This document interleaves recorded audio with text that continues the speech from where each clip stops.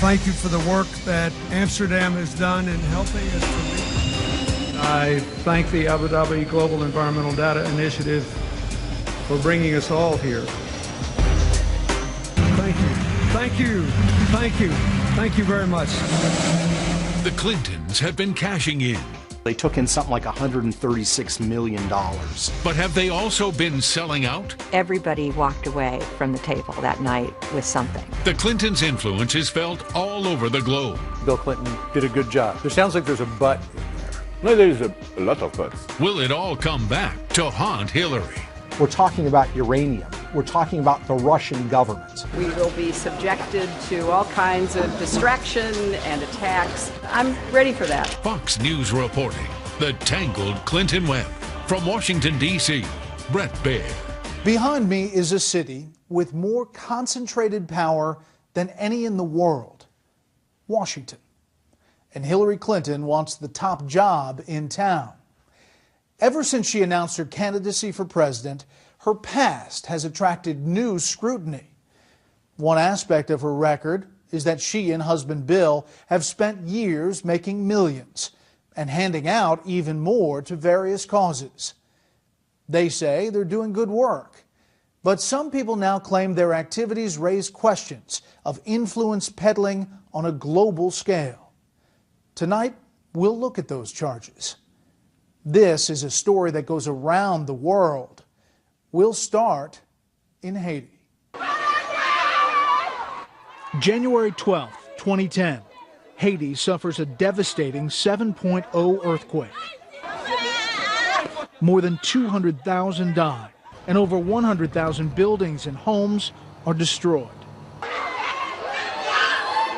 Within 4 days, U.S. Secretary of State Hillary Clinton arrives to survey the damage.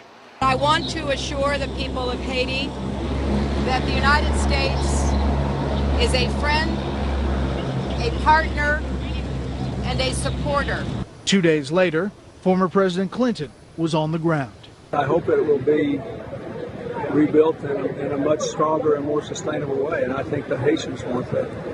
Bill Clinton had previously been named UN Special Envoy for Haiti.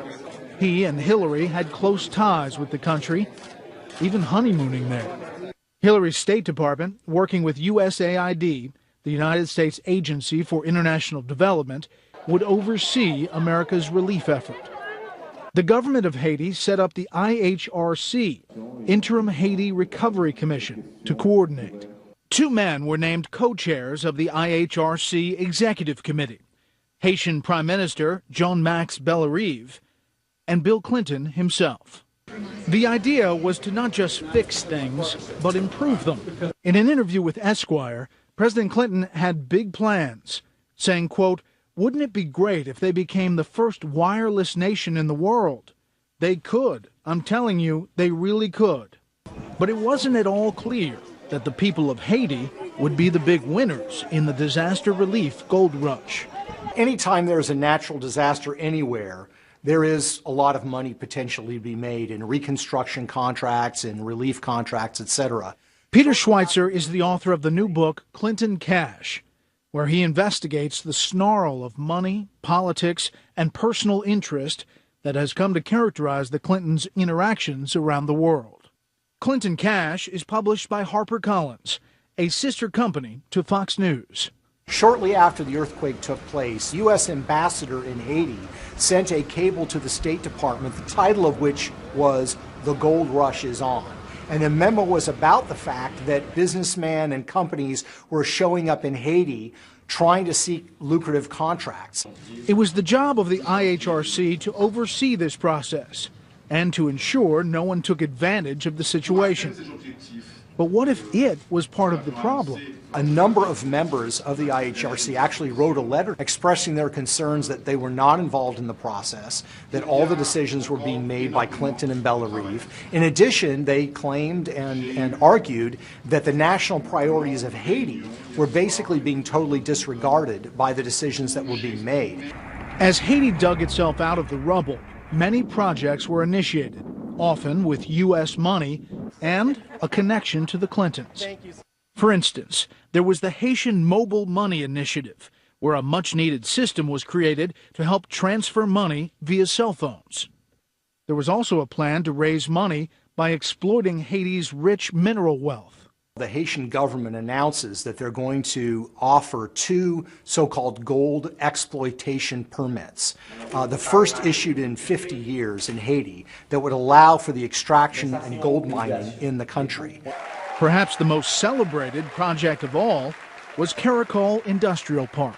What is happening here in Caracol is already having ripple effects that will create jobs and opportunities far beyond this industrial park. The grand opening of Caracol was a big deal. You had Bill Clinton there, you had Hillary Clinton there, you had Donna Karan, the fashion designer, you had Ben Stiller, you had Sean Penn. Lots of people showed up to say how wonderful this facility was going to be for everybody. But as all these projects moved forward, questions were raised.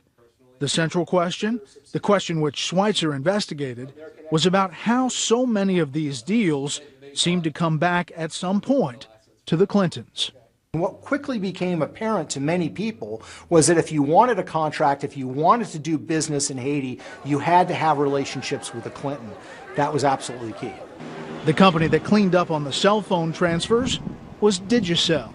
In the 6 months running up to September 2012, they took in more than $50 million in revenue in Haiti. Digicel is run by Irish billionaire Dennis O'Brien, who set up lucrative speeches for Bill Clinton, as well as donating millions of his own money to the Clinton Foundation. And one company that got a rare gold permit was VCS Mining, which didn't actually have much mining experience, but would soon have Hillary Clinton's brother, Tony Rodham, on its board. As for the Caracol Industrial Park, the anchor tenant is a Korean manufacturer, which supplies to major U.S. retailers, who also happen to be big Clinton supporters. And while the State Department promised 65,000 jobs, to date, only 5,000 had been delivered. As for those other projects, they didn't exactly work out as promised. We'll go into depth on that later in the program. But first, though Bill Clinton may have left office a while ago, he and Hillary's influence is still felt worldwide, and their fingers are in a whole lot of pies. When we return, we look into this world of Clinton clout, how it came to be, and how it operates. To catch us up with the Clinton story, here's Ed Henry. My fellow citizens, tonight is my last opportunity to speak to you from the Oval Office as your president. January 2001. Bill Clinton has completed 2 terms as president, but he's got bills to pay. We came out of the White House not only dead broke, but in debt. It was not easy. Bill has worked really hard. Thank you. That he has, traveling around the world, making speeches at up to $750,000 a pop. Hello! Hillary Clinton has also made 6-figure sums for her personal appearances. The Clintons, particularly after Bill left office, have gone from being dead broke to being fabulously wealthy. The estimates are their income in the 12 years following his exit from the presidency up to 2012, they took in something like $136 million. Peter Schweitzer is the author of Clinton Cash, due out on May 5th. That came from speaking fees, from book deals, and other sources of income. The bottom line is nobody in American political history has come close to going from being dead broke to being fabulously wealthy in such a short period of time. When confronted about all of that income in an interview with ABC News' Diane Sawyer, Hillary explained. I thought making speeches for money was a much better thing than getting connected with any one group or company, as so many people who leave public life do. But there was also an organization that the Clintons set up with an ambitious global agenda, an entity that would take in far more money than Bill and Hillary's incomes combined. People walking past this building in the heart of Manhattan probably have no idea who the tenant is on the 17th floor. That's because there's no sign indicating it's the world headquarters of the Bill, Hillary, and Chelsea Clinton Foundation. He's not president anymore, and she's not president yet. Still, the Clinton Foundation represents a sort of global power center. It was founded in 2001 as the William J. Clinton Presidential Foundation, with the stated mission of marshaling government and private resources to attack global hunger, poverty, climate change, and disease. In other words, basically solving the world's problems. Together, we can be there for all of our neighbors around the block, around the country, and around the world. He is enormously proud of it. Doug Schoen, a Fox News contributor and former advisor to the Clintons, has done work for their foundation. He can go anywhere in the world and promote causes of social justice in ways that virtually no one else alive can do. And as it happened, the Clintons' big new project situated them at the nexus of global money, influence, and power. You have to start with people. You have to give them a chance to live the best life they can. It's been estimated that over the years, the foundation has raised more than $1 billion. The concern is that these contributions to the Clinton foundations or these speaking fees are being provided not simply out of the kindness of the hearts of these individuals, but because they want something from the Clintons. And my contention is there seems to be a pattern of behavior in which they are actually giving those individuals what they want. Many high-ranking politicians in both parties have set up foundations, but the Clintons are a power couple unlike any the world has ever seen. For not only is Bill an ex-president, already a rare power broker, but in Hillary, they've got someone who was a senator, then a Secretary of State, and who might be president. The Clinton Foundation, I have some questions on that topic. Like a lot of folks, I have some concerns the about appearance of a conflict of interest between his work, meaning the foundations, and the duties of Secretary of State. In such a situation, it makes sense there'd be a fear of influence peddling.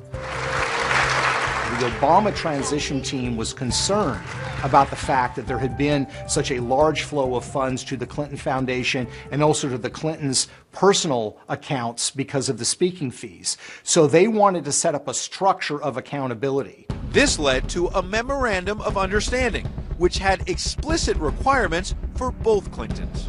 One was that they were going to disclose all new contributions to the Clinton Foundation and its initiatives. The second was if there were any foreign government funds or foreign government businesses that were going to donate to the Clinton Foundation, that would require prior approval by the State Department. And then a third requirement was that Bill Clinton's speeches and or any consulting arrangements that he might have with outside parties also needed to be vetted by the State Department. So help me God. Hillary became Secretary of State, and the Clinton Foundation continued to do its work, but suspicions lingered. People who were writing these large checks, if they weren't getting access to a former president and a then Secretary of State, what were they getting? They were getting the ability to participate in large-scale social welfare programs in their home countries or regions of interest or importance to them, to change the world and to be a partner with the President of the United States or the former Secretary of State on life-changing endeavors. The bottom line is the Clintons have been called lots of things by their friends and enemies over the years. The one phrase that I've never seen associated with the Clintons is the word naive. When we return, we'll look at what the Clinton Foundation is doing around the world. Charitable work, for sure. But is there something more calculating? These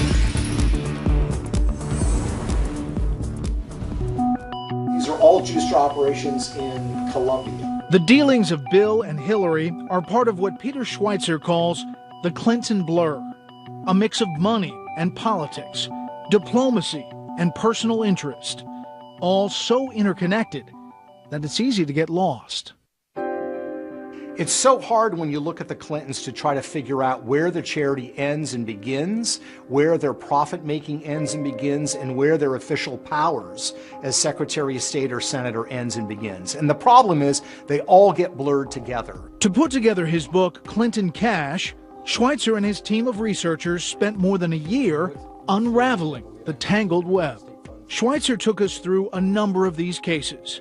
For instance, there's money from the Middle East. The United Arab Emirates wants to have close relationship with the United States. And in 2011, they are under pressure from the Obama administration and Hillary Clinton's State Department because of Iran sanctions. And that is that certain UAE companies are continuing to trade or serve as transshipment points to Iran. Okay, so now fast forward a couple of months. On December 12th, you have the foreign minister of the United Arab Emirates who is flying to Washington, D.C.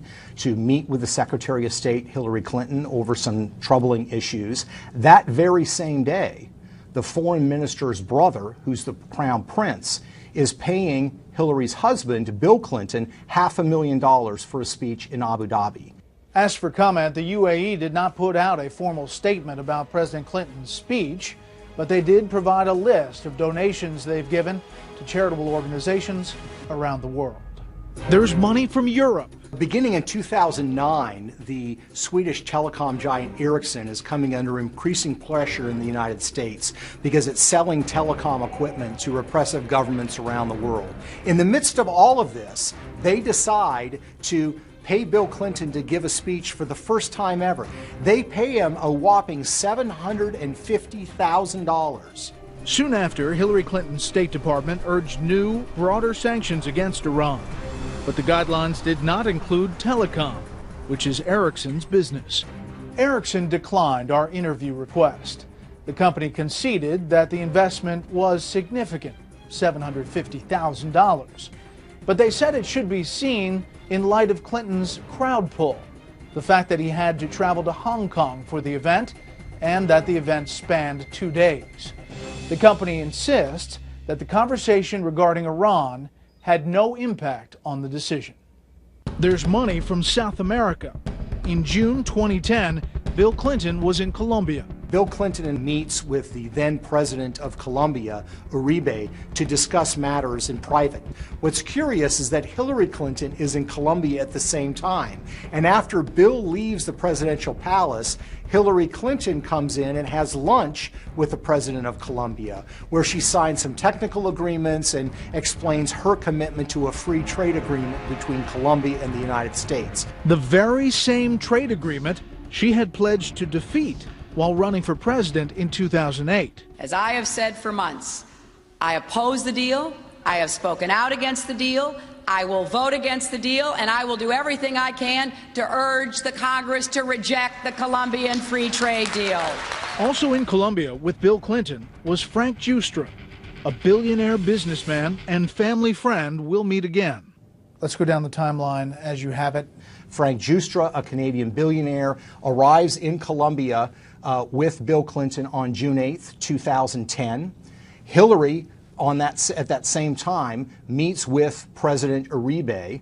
What's troubling is in that the days that follow, Frank Giustra, who is one of the largest contributors to the Clinton Foundation, sees not one, not two, but actually 3 of his companies get major concessions from the Uribe government in Colombia.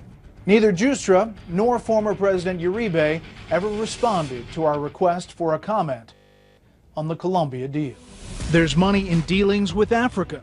Sheikh Al-Amoudi of Saudi Arabia announces with Bill in London that he's committing to contribute $20 million to the Clinton Foundation.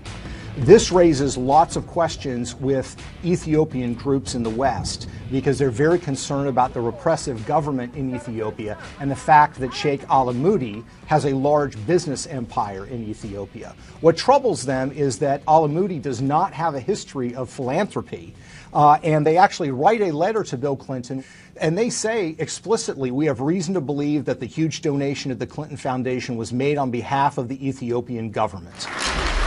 When Hillary Clinton becomes Secretary of State, one of the things that she needs to do is certify Ethiopia on human rights, but Hillary Clinton granted them a waiver which allowed them to continue U.S. assistance even though that they weren't complying with U.S. law. Mohammed Al-Amoudi told us he does not give media interviews. Instead, he sent us a fact sheet of all the support he's given to AIDS awareness. These are just a few of the many stories Schweitzer documents in his book. Bill Clinton's average speaking fee is somewhere around $175,000 to $200,000 over the years. The problem is that once Hillary becomes Secretary of State in 2009, the number of big paydays where he gets paid $500,000 or more to give a speech, one speech, overseas, increases dramatically. So far, we've seen stories of the Clinton blur, as author Peter Schweitzer puts it, wheeling and dealing that mixes philanthropy, politics, and lots of cold, hard cash. In this process, the Clintons allegedly used their influence to raise funds for both themselves and causes supported by their foundation, all while skirting the rules by doing favors for their benefactors. These favors aren't just shady deals. With the clout of the Clintons, they can have far-reaching effects on the international scene. Consider the stunning case of Kazakhstan and how American uranium ended up in the hands of the Russians. Remember businessman and Clinton friend Frank Giustra? Well, he figures in this story too. On September 6, 2005, Bill Clinton shows up in Kazakhstan, where Frank Giustra, a Canadian investor, has been trying to get control to buy a couple of uranium mines. And he became really partners in a way with Bill Clinton, working on philanthropic activities. I came to him with an idea about creating an initiative to alleviate poverty. Furthermore, Frank Giustra has been involved in helping to facilitate speaking engagements for the Clintons. Frank Giustra and Bill Clinton were whisked to the presidential palace of President Nazarbayev in Kazakhstan. And it's a fascinating story because everybody walked away from the table that night with something. The story caught the attention of Pulitzer Prize-winning New York Times reporter Joe Becker. What President Nazarbayev got was this huge propaganda coup. Bill Clinton basically endorsed the progress that Kazakhstan had made in terms of their own democracy, which was sort of interesting given that President Nazarbayev was elected with 90+% of the vote in an election that was widely criticized as being rigged. Bill Clinton has a public press conference with President Nazarbayev where he praises his rule and praises his human rights record. But the bottom line is, after they leave, a couple of days later, Frank Giustra gets his uranium concessions, which end up being enormously lucrative to him and to a small group of Canadian mining investors. His company was like a bit player and really had gone from a worthless shell company overnight, got this huge uranium mining deal. And then soon after that, Bill Clinton got a huge donation, $31 million from Frank Giustra to his charitable foundation, followed by a pledge to donate $100 million more. Our calls to the Kazakhstan embassy were never returned. We talked to Frank Giustra, who told us he considers this an old story and said that he's not interested in politics. Meanwhile, his defenders insist that no undue influence was exerted in Kazakhstan because the deal did not require the Kazakh government's approval. The problem is there are corporate records that indicate very, very clearly that the Kazakh government did have to sign off and approve. And in fact, that's what we're looking at here. That's exactly. This is what we're looking at here, which is the amended Memorandum of Understanding that's dated September 15th, 2005, between the Ministry of Energy of the Republic of Kazakhstan and Kazatomprom, which is the atomic agency in Kazakh government. So there's no way that they can argue the Kazakh government was not a party to these negotiations. They were signatories to this agreement. And there's a postscript to the Kazakhstan tale. Kazakh officials wanted to take an equity stake in Westinghouse, which is a U.S. company that works in the civilian nuclear field. When you have a sensitive industry like Westinghouse is involved in the nuclear industry, that requires review by the U.S. government. So the potential investors came to America to see the man who could make things happen. Frank Giustra arranged for Kazatomprom officials to go to Bill Clinton's house in Chappaqua. When I first contacted both the Clinton Foundation, Mr. Clinton's spokesman, and Mr. Giustra, they denied any such meeting ever took place. And then when we told them, well, we'd already talked to the head of Kazatomprom, who not only told us all about the meeting, but actually has a picture of him and Bill at the home in Chappaqua, and that he proudly displayed on his office wall. They then acknowledged that, yes, the meeting had taken place. So what happened to Justra's company that benefited from that deal in Kazakhstan? After a merger, it became a uranium giant called Uranium One. And then the Russians bought it. Uranium One became very active in acquiring uranium assets actually in the United States itself. By 2008, 2009, they were a particularly attractive target for the Russian government. And the Russians acquired that target. They would acquire what would amount to 50% of projected uranium output by 2015. In other words, Russia now controls what was projected to be up to half of America's uranium. Now, does Secretary Clinton factor into this? For that deal to go through, it needs federal government approval, and one of those people that has to approve that deal is Secretary of State Hillary Clinton, who, as Senator Clinton, was vigorously opposed to these kind of buys from countries into U.S. property. That's a great point, Brett. You remember the Dubai ports deal, for example, which he was opposed to. We believe that no foreign government should control our ports. In this particular case, we're talking about uranium. We're talking about things that relate to the nuclear industry. We're talking about the Russian government, which already provides equipment, material to Iran. That's correct. Just how deeply those uranium interests were invested in the Clintons was not disclosed by them or their foundation. Schweitzer learned about that by scouring Canadian tax records. So let's go to the Fernwood document. Well, Fernwood Foundation is an entity in Canada controlled by Ian Telfer, who ends up being the chairman of Uranium One, which is the Russian-owned uranium company. Ian Telfer, in 2007, made an individual contribution to the Clinton Foundation. The problem is, based on Canadian tax records, in this particular case, made a payment of $250,000 to the Clinton-Justra Sustainable Growth Initiative. They are required to disclose the donation. They failed to do that. This is a hidden contribution. And over the course of a couple of years, you're talking about more than $2 million from the Fernwood Foundation to the Clinton Foundation. When you actually go to the Clinton Foundation website itself on disclosures and type in Fernwood, you find no contributions listed whatsoever. Uranium One and Ian Telfer declined to comment. So what this amounts to in the end is a Russian company, essentially controlled by Vladimir Putin, will now be in charge of a substantial portion of American uranium. Russia sends uranium to its client state, Iran. So American uranium could well be sent to the very nation we're negotiating with to try to slow its ability to develop a nuclear weapon. Thus, we see how far-reaching the effect of the Clinton blur, as Schweitzer puts it, can be. After the break, we return to Haiti and see how relief from the Clinton Foundation has worked out.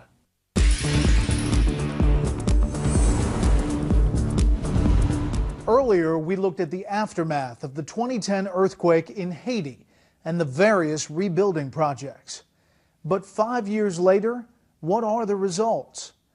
Our John Roberts traveled from one end of Haiti to the other to find the answer. This is the hilltop home of Jean-Max Bellerive. He was Prime Minister of Haiti in 2010 when the devastating earthquake hit. Together with former President Bill Clinton, he headed up the interim Haiti Recovery Commission, which had a very big say in where much of the billions of dollars that was pouring into Haiti would eventually be spent. Bellerive explained to me the importance of having Bill Clinton on the commission.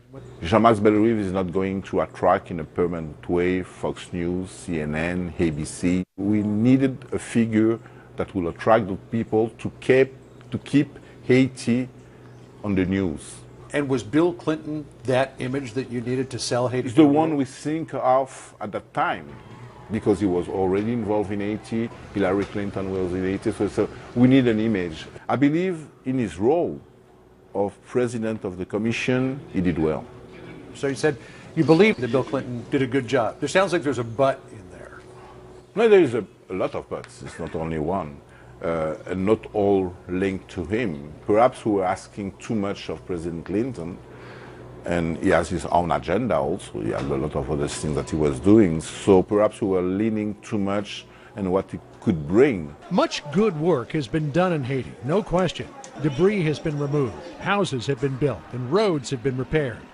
But to Peter Schweitzer, for all that help, there are certain projects that need more scrutiny, projects the Clintons got behind. You would expect that there'd be high standards of transparency, that there would be high standards of accountability, and you would also have ethical standards that would prevent you from giving contracts or concessions or benefits to people who are putting money in your pocket. For instance, there's the story of Digicel. Almost any place you go, almost anywhere in Haiti, you'll see signs for Digicel, a top telecom company. The reason they have such prominence in Haiti may be that they have friends in high places. After the earthquake, the Clintons pushed for a wireless, phone-based money transfer system, a useful way to allow friends and relatives to send money into the ravaged nation. The problem is the chief beneficiary from the Clintons' initiative is a company called Digicel that is owned by Dennis O'Brien. O'Brien is an Irish billionaire who made his money in the telecom industry. Shortly after the Clintons began reconstruction in Haiti and began handing out contracts, sometime during that period of 2010 or 2011, he made a multi-million-dollar contribution to the Clinton Foundation. There were also speeches. Bill Clinton gets paid to give 3 lucrative speeches, which are arranged by Dennis O'Brien. But the money flowed in both directions. 2 of the speeches that Bill Clinton gives actually are sandwiched around Digicel being given a grant by the taxpayers for $100,000 as part of the HMMI award. At the same time, you have taxpayer money, $2 million, being committed to the Digicel Foundation in Jamaica. Still, the biggest profit was the tens of millions Digicel made by getting the Haiti deal. Their profits grew enormously, their market share grew enormously, and it really allowed them to become the biggest player by far in the Haitian mobile phone network. We requested an interview with Dennis O'Brien, who declined to speak with us. For such a small and impoverished country, Haiti actually has some very valuable mineral deposits. I'm standing on top of what could one day be an open-pit gold and silver mine. Estimates are there could be more than $150 million worth of ore in these hills. It's been 50 years since Haiti gave out any permits for open-pit mines, but when it did, in 2012, guess who got it? One of them went to a company called VCS Mining, based out of North Carolina, that had very little experience in mining to begin with. This was a potentially very lucrative concession. So why was this particular company given such a prized concession? Peter Schweitzer thinks he knows, and it has something to do with Hillary Clinton's brother. Tony Rodham meets the executives from VCS Mining in September of 2012 at a Clinton Global Initiative seminar. 3 months later, the Haitian government grants the gold exploitation permit to VCS Mining. And literally, within the year, Tony Rodham is placed on the board of VCS Mining. Tony Rodham has no background in Haiti, and he has no background in mining. So to me, it begs credulity. Tony Rodham did not return our phone calls. We did speak to the CEO of VCS Mining, Angelo Viard, who maintains there is no connection between the permit and Rodham's seat on the board. Of all the projects, the one that probably made the biggest splash was Caracol Industrial Park. And in the end, it may have been the biggest disappointment. It's located near Cap Haitian, about 85 miles north of Port-au-Prince, far from the damage caused by the earthquake. According to the State Department, Caracol was designed to create up to 65,000 jobs. In October 2012, Bill and Hillary, along with Haitian heads of state and several celebrities, were there for its launch. The plan was enormously ambitious. It was to build a textile mill. So U.S. taxpayer money was poured in to build housing and infrastructure in the area. More than $100 million was committed for this effort. Building up the area meant first kicking out the farmers who'd been there for generations. Their harvests were bulldozed. Were people frightened? Were they upset? Everybody was basically in shock, not understanding what was going on, with their hands in the air and screaming and crying. Did you talk to them? Did you ask them what they were doing? There were people with guns apparently to force them to leave the area, so they could not really do much to resist. How many people are worse off since the Caracol Industrial Park was built?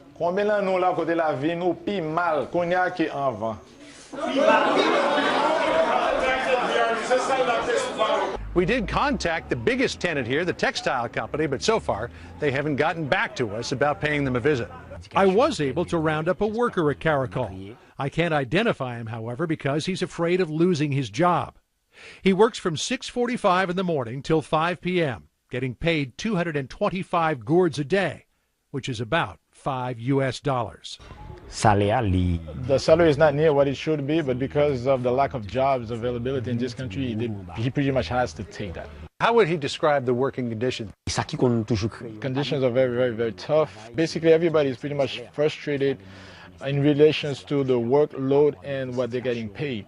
But again, it's basically take it or leave it type of situation. He's still hopeful the future will hold more for him, but at present, Caracol is hardly the economic salvation originally promised. Not only don't the jobs pay well, but there are only about 5,000 of them, not anywhere near as many as expected. The State Department says those jobs will materialize eventually, in a decade or so. In the meantime, who is the project helping? Well, a few American companies are benefiting from the cheap Haitian labor. The three biggest beneficiaries were actually three retailing companies closely tied to the Clintons: Gap, Target, and Walmart. A lot of money was given to Haiti after the earthquake.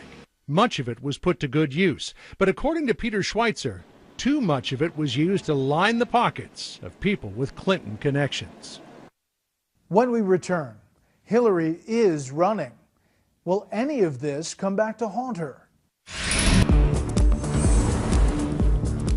As a presidential candidate, Hillary Clinton offers something new and different. She'd be the first female president. She also offers something that may be too familiar. She's a politician with a long history.